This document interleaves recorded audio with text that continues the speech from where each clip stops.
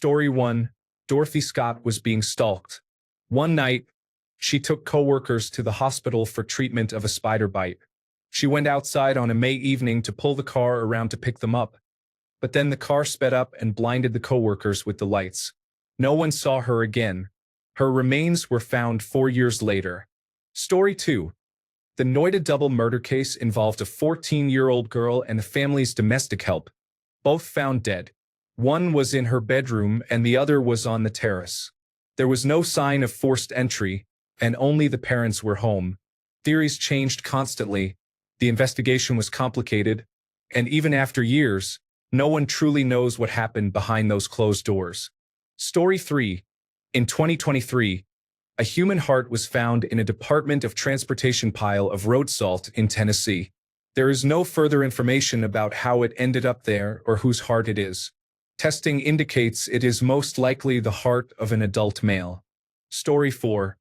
Missy Beavers, the exercise instructor who was killed in a Texas church by a person dressed in fake special weapons and tactics gear. There is a video of the killer wandering the halls of the church beforehand, but no one has been caught. Story 5. I'm going to say the Bottomanjärvi Lake murders. In the 1960s, a group of 4 teenagers went camping at Bottomanjärvi Lake in Espoo, Finland. The next morning, 3 were found brutally murdered. 1 was severely injured, and the tent had large holes. There have been suspects, most of whom are deceased, and the survivor was even arrested decades later but was ultimately found not guilty. For other Finnish cases, see the murder of Kalikisari and the oven killing, although that was definitely the husband. Story 6. The Istil woman. Although it has never been proven to be a murder, she was found in Istelen, also known as Ice Valley, near Bergen in Norway in the 1970s. She was burned to death in a remote area. She was in her 30s and traveling alone. She was likely from Germany and may have been displaced during World War II. The whole case is very suspicious because her belongings included a book of code, glasses with no prescription, and outfits with labels removed. The main theory is that she was a spy and was murdered. No one knows who she was or why she was in Norway. There is a podcast about it produced by the British Broadcasting Corporation and the Norwegian Broadcasting Corporation. The most fascinating part is when the presenters asked experts, if she was a spy, who would she be spying for? I expected them to say, we cannot know for sure, but instead they confidently said, Mossad. Story 7. Ken Rex McElroy was a violent rapist, criminal, molester, and bully who terrorized his hometown of Skidmore, Missouri. He was shot dead in broad daylight in front of a large crowd. Yet by an incredible coincidence, not a single person saw the shooter. The case remains officially unsolved. The consensus is that everyone in town, including the local police, knows who was responsible. However, because he was widely despised, everyone agreed he was better off dead, so nobody wants to reveal who took him out. Story 8. 7 people were shot and 5 died during a daytime robbery at a bowling alley in Las Cruces, New Mexico, in 1990. The robbers walked out in broad daylight and have never been identified. Story 9. I don't think it's the strangest case and it's considered solved, but the Fox Hollow Farm murders received some interest earlier this year. Basically, the man suspected of committing the murders killed himself, and the investigation stopped there. However, new details in the past year raise questions about whether it was possible for him to act alone, whether the number of victims was underestimated, interviews with individuals who may be considered the actual killer or ringleader, and the gross incompetence and lack of motivation from the local police. Story 10. Billionaires Barry and Honey Sherman were found dead in their Toronto mansion by their realtor. They were found with their necks tied, fully clothed on their pool deck with no signs of a break-in. Well-known philanthropists, Barry Sherman was involved in the pharmaceutical industry, donating millions annually to multiple charities. The police originally believed it was a murder-suicide and did not pursue other leads. The family launched a private investigation that found the evidence did not support that theory and exposed police incompetence. As public interest grew, it was discovered there was a family dispute over inherited shares of the Apotex company. The Shermans' nieces and nephews had launched a lawsuit over their right to inherit shares, which they lost and most accepted. The Shermans' children hired private investigators because of the ineptitude of the Toronto police. The investigation uncovered an unknown man leaving the property around the time of the murders. The case is fascinating and is the subject of multiple podcasts, 2 books, a movie, and a documentary. Story 11. Stephanie Stewart from Hinton, Alberta, Canada, was a 70-year-old woman known for her love of nature and adventure, as well as being an avid reader. She was in excellent physical condition, having climbed Mount Kilimanjaro the year before she vanished. For 13 summers, Stephanie worked alone as a fire lookout near Hinton, Alberta, on the edge of Jasper National Park. Employed by Alberta Sustainable Resource Development for 18 years, she followed a strict protocol of checking in 3 times a day from her remote tower.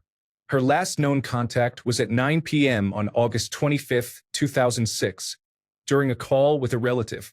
When she missed her morning check-in, coworkers alerted authorities and launched a massive air, land, and water search. No trace of her was ever found. Police soon declared her disappearance suspicious.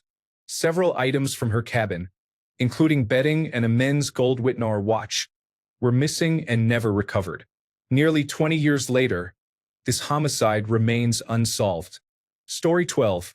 Katie Janis and her dog, Bowie, were murdered at an entrance to Piedmont Park, a large public park in the middle of downtown Atlanta. She was stabbed 50 times, and words such as fat were carved into her skin.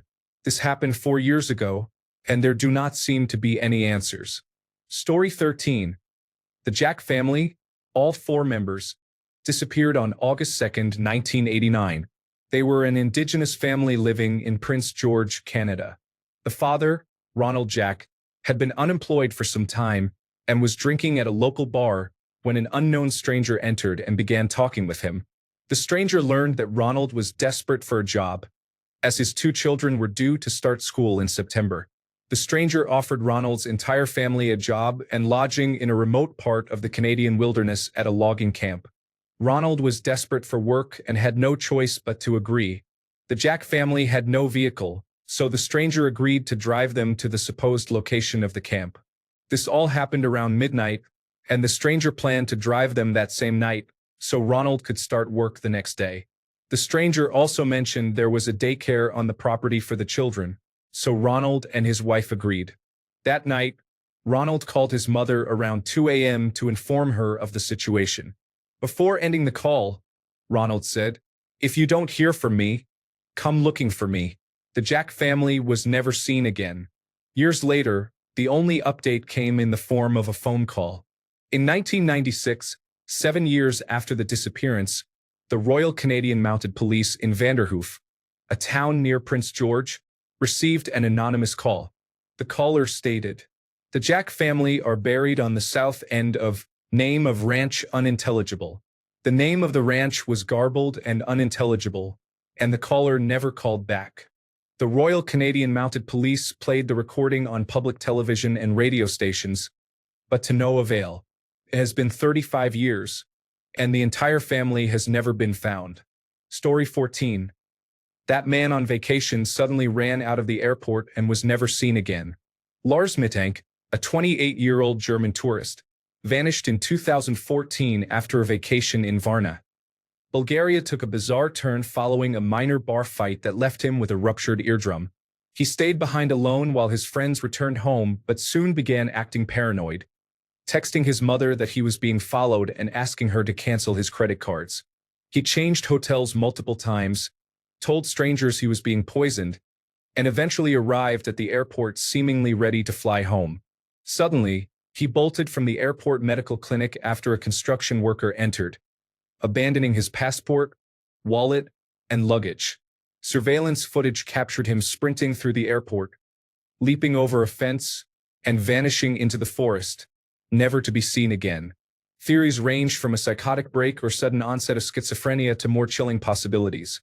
Exposure to unknown substances, targeted poisoning, criminal involvement, or, as some conspiracy theorists suggest, a brush with hidden forces such as intelligence agencies or dimensional bleed-throughs. His last known moments feel less like a disappearance and more like an escape from something only he could perceive, something no one else saw but which he was certain was real. Story 15. The torso in the Thames, a young African boy who was ritually killed and has never been identified. Also Claudia Lawrence, who disappeared on her way to work in York one morning at 6 o'clock. That one really sticks in my mind. Story 16. The Villisca Axe murders. The entire family, plus guests, were found slaughtered. A recent theory suggests that the murderer was a serial killer who rode trains from town to town, but the evidence disputes this. The most important indicator that the killer was someone local is the boot. The father was killed first, then the murderer went on to the other family members, then returned to the father and hacked him some more. We know this because blood had pooled in a boot next to the bed where the father was murdered, and the killer knocked over the boot when he went back to make a few more swings with the axe. That is not the action of a stranger. It was anti-methodical. It was personal. There was rage and hatred motivating it. 113 years later, we still do not know who did it. Story 17. Grant Solomon, Franklin, Tennessee. If you have money and connections in Franklin, Tennessee, you can exploit children and harm teenagers. Story 18. Probably the event that never took place. My grandfather, in the 1920s, left Ireland, and his family thought he had been murdered. It was not until the 2000s, when I reached out to them, that they learned the truth. He had left Ireland and eventually immigrated to the United States. He was not married while in Ireland, so his family there was glad to hear that he lived, experienced marriage and family life before dying in his 40s. Story 19. The Arushi Talwar murder case occurred in 2008 in Delhi, India. The girl was the only child of two doctors. She was 13 years old and was killed at night. Initially, police suspected their live-in servant of murdering her and fleeing. The servant's decomposed body was found a day later on the terrace of their building. Some people suggest it was a case of honor killing, while other theories propose that the servant killed her first and then the parents killed him in anger. The mystery remains unsolved, and the killer has not been identified. Story 20. Local to me. Shannon Halloran was let out of a car and found dead in a ditch in Newfoundland, Canada. If anyone can find out anything about this case, the family has suffered tremendously, not knowing who killed their daughter, sister, and granddaughter. Story 21. The credible statements that point to involvement from the Nation of Islam make the situation more complex than the typical rapper gets shot and killed scenario that some try to portray. Story 22. Lizzie Borden was acquitted of the axe murders she was charged with. They are therefore still unsolved. Story 23. JonBenet Ramsey. I was too young to follow the case at the time, but it was still morbidly captivating even without the constant news coverage. Story 24. Jill Dando, a British Broadcasting Corporation presenter in the United Kingdom, was shot in the head on her doorstep in 1999. The case remains unsolved to this day. Story 25. Rebecca Zaha was found naked, gagged, with her hands and feet bound, hanging from a balcony just 2 days after her boyfriend's 6-year-old son fell under her watch and later died. Police ruled it a suicide, claiming she tied herself up and jumped, but the scene was bizarre. A cryptic message was painted nearby, and her family later won a civil case blaming the boyfriend's brother. Officially, it is still a suicide, but I believe it was murder. Story 26. Oki Al-Kait was killed in a very specific and brutal way by a man who was supposedly trying to rent a room from him. The killer then lived in the house for a few days, soaked the murder weapons in bleach, withdrew some money, and was never seen again. People met him, but it is suspected he faked certain aspects of his appearance, such as a limp, to make himself harder to identify. Investigators managed to find a drop of the killer's blood to create a DNA profile, though it did not match anyone on file. Story 27. The boy in the box was finally identified a few years ago, but we still do not know who he was, how he died, or why. Also, the Sodder children disappearance and Amber Hagerman, the little girl who is the reason we now have the Amber Alert. Story 28. Being a Finn, the Lake Boda murders are intriguing to me still, decades later. Unless the murderer is still alive and one of the main suspects is and confesses on his deathbed, I doubt we will ever know. Personally, I think Gustafsson did it. Story 29. The 2008 Lane Bryant murders in Tinley Park, Illinois involved the execution-style killing of 5 girls. I live nearby and remember when this happened. To this day, no killer has been found. Story 30. Noah O'Donoghue was found naked in a storm drain. It is considered an act of misadventure, but all investigative files are sealed, and nothing can be released to the public. Story 31.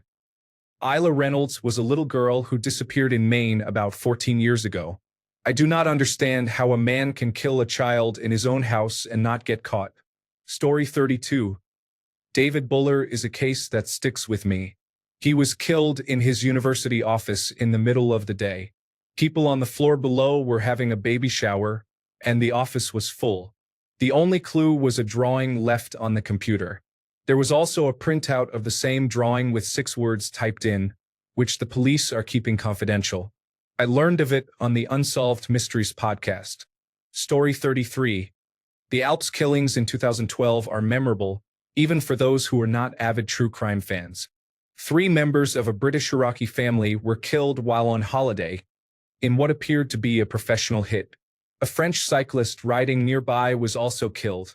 Only the 2 young daughters survived in the car, and one was not discovered by authorities for hours. Was the incident linked to the father's past in Iraq? A family feud over money? Was the cyclist the primary target, making the family collateral damage? Or was it a random killing by a psychopath? Story 34. In my humble opinion, there are in fact a very large number of so-called unsolved murders that are actually solved. It is just that the police do not have enough evidence to stand up in court, so the suspect never gets arrested and it never goes to trial. Story 35. This will sadly get buried, but the kidnapping and murder of Evie Rauter could use more attention. Police completely mishandled the case to an almost sociopathic level in the actions of one individual. Story 36. Hey everyone, I wanted to share and discuss one of the most haunting unsolved mysteries from England. The case of Bella in the Wych Elm. On April 18, 1943, in Hagley Wood near Birmingham, a group of boys discovered a woman's skeletal remains stuffed inside the hollow trunk of a wych elm tree. The details are as strange as they are chilling. Her mouth was packed with taffeta, and her identity has never been confirmed. What really sets this case apart is what happened afterward. Not long after the discovery, graffiti began appearing around the area, asking, "Who put Bella in the wych elm?" The phrase has since become a kind of folk riddle, fueling decades of speculation and conspiracy theories. There are a few reasons why this case continues to fascinate and baffle people. The crime scene itself is highly unusual. A body hidden inside a tree is not something you hear about every day. The cryptic graffiti and messages that started appearing after the discovery add a layer of mystery that has never been fully explained. The case is steeped in historical and cultural context, with theories ranging from wartime espionage, some suggest Bella was a spy, to occult rituals and even paranormal activity. Despite numerous investigations and wild theories, the questions remain. Who was Bella? Why was she killed? And who put her in the wych elm? Story 37. Ellen Greenberg's murder. She was stabbed 20 times, 10 from behind. 2 of the stab wounds occurred after her heart had stopped beating, but the case was classified as suicide. Story 38. Shannon Polk, an 11-year-old girl, went missing. Her remains were found by hunters in a trash bag in the woods about 10 miles from where she disappeared. No suspects or leads have ever been identified. This occurred in 2001. Story 39. Madeleine McCann. I reckon, unfortunately, the poor girl was dead within the first few hours. The parents acted irresponsibly, but I do not think they had anything to do with it. Story 40. Liz Barraza was killed while setting up for a garage sale in the early morning. Someone drove up to her house, appeared to be a woman wearing a dress, and shot her 4 to 5 times. Story 41. Noah Pressgrove, a teenager found lifeless and naked, but wearing mismatched shoes, on the side of the road in rural Oklahoma. He had been at a party with his friends, but nobody knows what happened to him. A truck driver found him the next morning. The medical examiner's report stated that he died from multiple blunt force injuries to his head, neck, torso, and limbs. However, police quickly ruled out any hit and run due to the nature of the injuries and the placement of the body. As a local resident of Oklahoma, I can confirm that his death impacted the surrounding communities deeply. Everyone agrees that someone from that party must know something they are not sharing. His family is still seeking justice and trying to find out what happened. Story 42. Carmine Chan was believed to be a victim of Mr. Cruel, an unknown man who broke into several houses and kidnapped young girls, taking them to a safe house where he would abuse them for hours before releasing them. However, after Carmine was kidnapped from her house at night, she was never seen again until her body was found a year later with several bullet wounds to her head, almost execution style. The main working theory is that she somehow saw Mr. Cruel's face, and he panicked and killed her so he would not get caught. Some people think it was not him because of the execution-style killing, suggesting a professional hitman, and because he always let his victims go, so this was very different from his usual method of operation. I think it was him, and like some detectives and experts have said, the multiple bullet wounds to the back of the head do not necessarily mean execution style or a hit. They may indicate that he was panicking, had not shot a victim before, and wanted to make sure she was really dead. Story 43. Officially, the murder of Michelle Harris. Her former husband was tried 4 times for her murder before being exonerated. She went missing on September 11, 2001, and her body has never been found. Story 44. I don't think anyone else would care, but one of the few real friends I ever had in my life just disappeared into the night around a decade ago. A few months later, their body was found. I don't know if it was murder. Logic suggests it was an accident, but I spent months staying awake, wondering where they were. Without a shadow of a doubt, I had convinced myself that they would come out of whatever crisis they were facing and be with us again.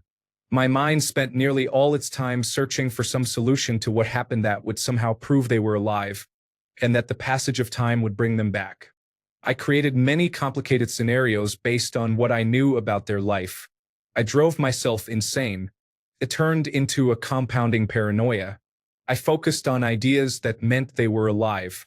I lost my grip on reality when they were found dead. My world shattered, and I have never been the same. No cause of death was determined. Many of the irrational and paranoid theories I imagined live rent-free in my head. I am somewhat better now. Story 45. Black Dahlia. The Boy in the Box. JonBenet Ramsey. Estimated time of arrival for all my fellow conspiracy theorists, John Fitzgerald Kennedy. Story 46. Vienna Irwin, a toddler in Ontario, was found inside a closed septic tank located within the enclosed yard of her daycare. The daycare workers did not realize she was missing until her mother arrived. How does a toddler end up inside a closed septic tank? Story 47. The Hinterkaifeck murders occurred at an isolated farmhouse in 1920 Germany. The entire family, including the baby, was murdered. The alleged murderer lived in the house for a short time afterward. No one was ever found guilty, as far as I know. This is just the beginning of a horrifying story. Story 48. Ray Rivera. I still think about his case all the time. He disappeared from his house in Baltimore after receiving a random phone call. He was found a week later in an abandoned building behind the Belvedere Hotel. The prevailing theories are that he either jumped from the top of the hotel or was thrown. Story 49. Brian Schaefer went into a bar with friends and was never seen on video cameras leaving. He was never seen again. It is strange because one moment he is in the frame, and the next he heads back inside. In a matter of seconds, he is gone. It is as if he just vanished. There are some unusual details associated with this case. I recommend researching it for more information. Story 50. The Spreckles Mansion deaths in San Diego. In 2011, the son of the owner of the house was found seriously injured after apparently falling face-first from a second-story banister. He was brought to a children's hospital and died a few days later. 2 days after the boy was injured, the girlfriend of the child's father was found nude and hanging from a balcony with her wrists and ankles bound and her hands behind her back. It was officially ruled a suicide, but the deceased woman was found to have suffered head trauma that could not easily be explained based on how she was found. One speculation is that she hanged herself out of grief for not being able to keep the child safe, as she, the woman's sister, and the boy were the only ones at the property the day he fell off the banister and was injured. A test was also done to see if a woman of similar height and weight would be able to bind her hands and ankles the same way the victim had been found, and it was determined that it could have been done. Because of how unusual the whole situation was, the woman's family believes she was murdered. The woman's family filed a wrongful death civil lawsuit against the brother of the woman's boyfriend, since he was the one who found her hanging and there appeared to be other details pointing to him being responsible. The jury in that civil case found him responsible, and the family was awarded $5.2 million. The man filed an appeal arguing procedural errors and juror misconduct. Eventually, both parties settled out of court, causing the wrongful death case to be dismissed. The whole case is unusual and fascinating and is rarely brought up. Story 51. Boston Police Officer John O'Keefe. Karen Reed is currently on trial for the murder, but the case is far from solved. Story 52. The Hinterkaifeck murders in 1922 Germany. An entire family was found dead on their farm with no trace of the killer. The most eerie part of this story was the report of the maid quitting some weeks before due to hearing noises in the attic, but nothing was ever found to be the cause. Also, a strange person had been spotted standing at the edge of the woods, just staring at the family from a distance prior to the murders, but was never identified. Story 53. Where is Asha Degree? Estimated time of arrival. A little girl leaves her house with a backpack and goes missing. The backpack is found at a construction site, and people reported seeing her on the side of the road. What happened to Asha? Story 54. Kostas Tsalakaitis was a Vodafone employee who discovered that the Greek government was being eavesdropped on by the Central Intelligence Agency. He was found dead, and the authorities claimed that he committed suicide. However, his brother was not stopped by courthouses, and 10 years later his case was reopened and ruled as a murder. The murderer has yet to be found. Story 55. Asha Degree. What would possess a 9-year-old child to leave her home in the middle of the night during a storm?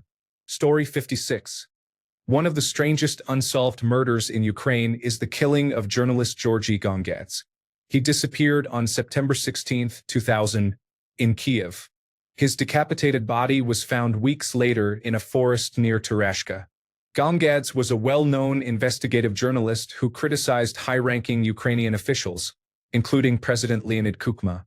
Soon after his disappearance, secret audio recordings made by a presidential bodyguard were released, allegedly capturing Kuchma ordering Gongadze to be taken care of. This led to a major political scandal known as the cassette scandal. Despite the conviction of several low-level officials, many believe the true organizers of the murder were never brought to justice. The case remains one of Ukraine's darkest and most controversial mysteries. Story 57. Hinterkaifeck farm murders, which occurred in 1922 Germany. Pretty strange and likely never to be solved. Story 58. The Istel woman case. A burned body was found in Norway's Ice Valley in 1970, with all labels removed from her belongings, fake passports, and a trail across Europe. No one knows who she was, why she died, or who killed her. The case remains unsolved and is seriously eerie. Story 59. 2 Scandinavian college students in South America. The details are unclear, but the phone records and pictures were unusual, and eventually a foot was found inside a boot. Story 60. There is an Indian murder case from 2008 where a teenage girl and the caretaker of the house were murdered. The police and the Central Bureau of Investigation investigated and found that the parents were the only ones responsible. However, the High Court granted them bail due to lack of solid proof. To this day, it is not clear who killed them. Story 61. Sophie Toscan du Plantier. It is surprising that this case was never solved. Ian Bailey was the #1 suspect, but I do not think it was him. Story 62. I was going to say the Delphi murders, but when looking to find the story for a link, a man was convicted last year. That took a long time. A girl recorded the man following them, and people were trying to stabilize the image and clean up the audio. Story 63. The Oakland County Child Killings. We need justice now for the victims and their families. Total cover-up. Story 64. The murder of little Gregory in the north of France. We still have no idea who committed the crime, and we might never find out unless the family finally reveals who was the informant that was harassing Gregory's father on the phone. Poor little boy. Story 65. Julia Wallace. Her murder has been called the original locked room mystery. In 1930s North Liverpool, United Kingdom, a telephone message was left by a man who called himself Richard M. Qualtrough for William Herbert Wallace at his chess club. The acquaintance who took the call did not recognize the voice.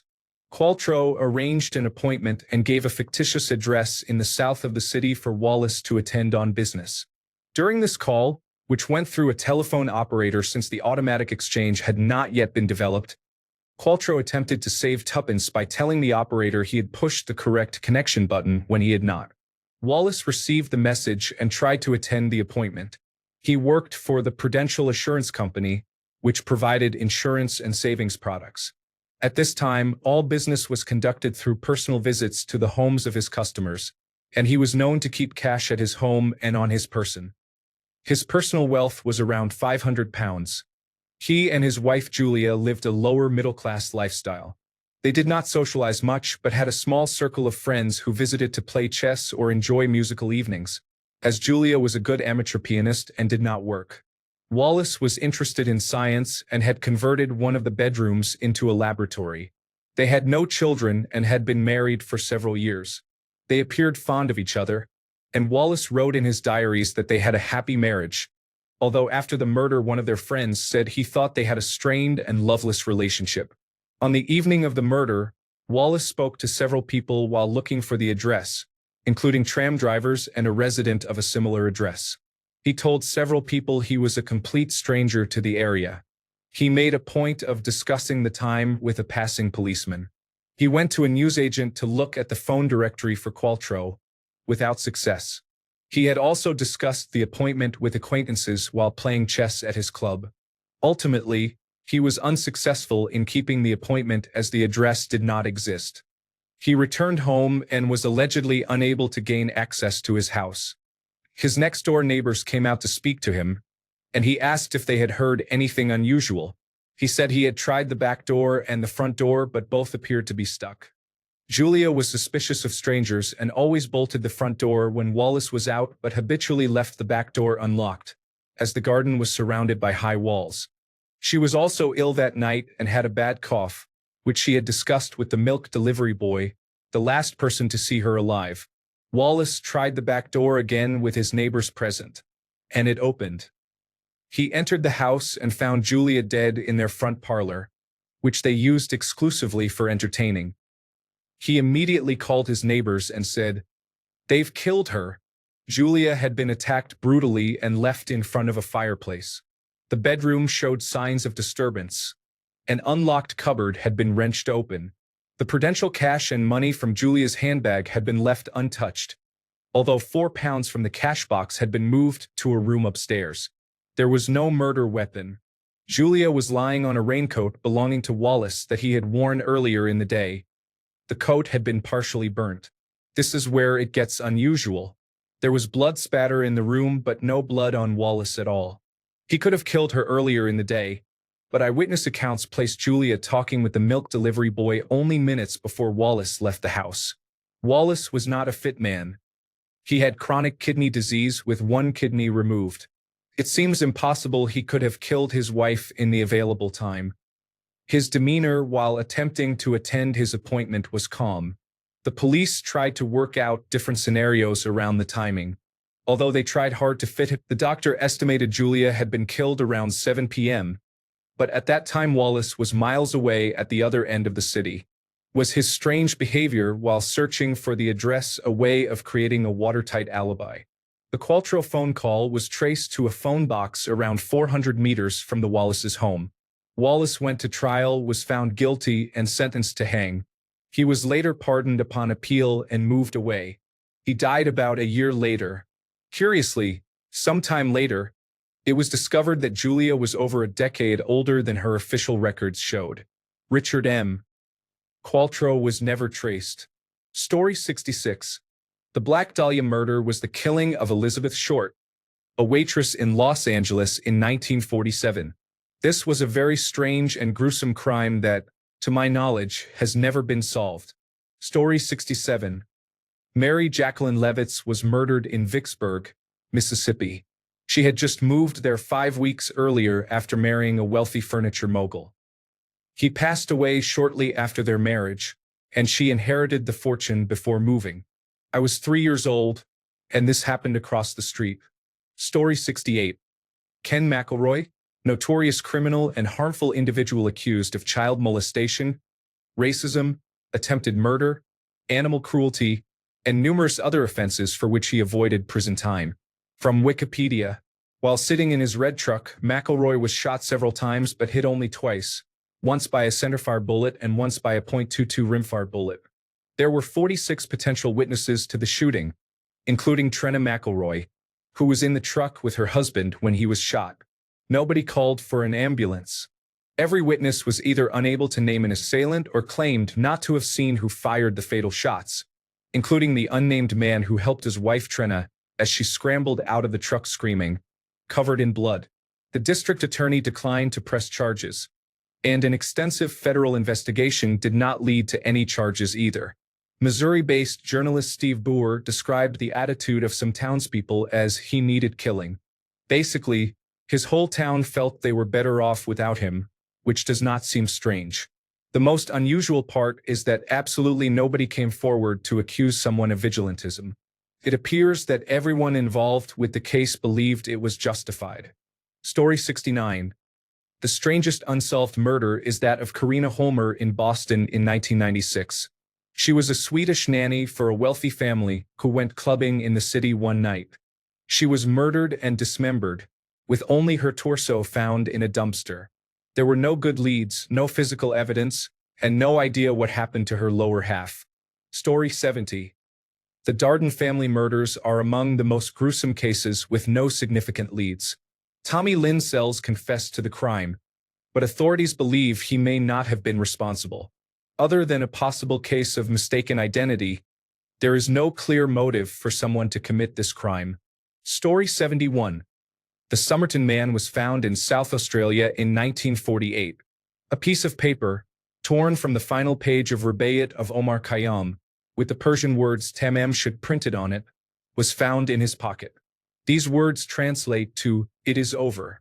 Some people in 2022 claim to have identified him. Story 72. Gur Simran Kaur, Nova Scotia, Halifax. Despite multiple people demonstrating that the oven can only be locked from the outside, the police closed the case early, stating no foul play was involved. Thanks a bunch for sticking around till the end of the video. Remember to subscribe, and until next time, stay awesome and goodbye.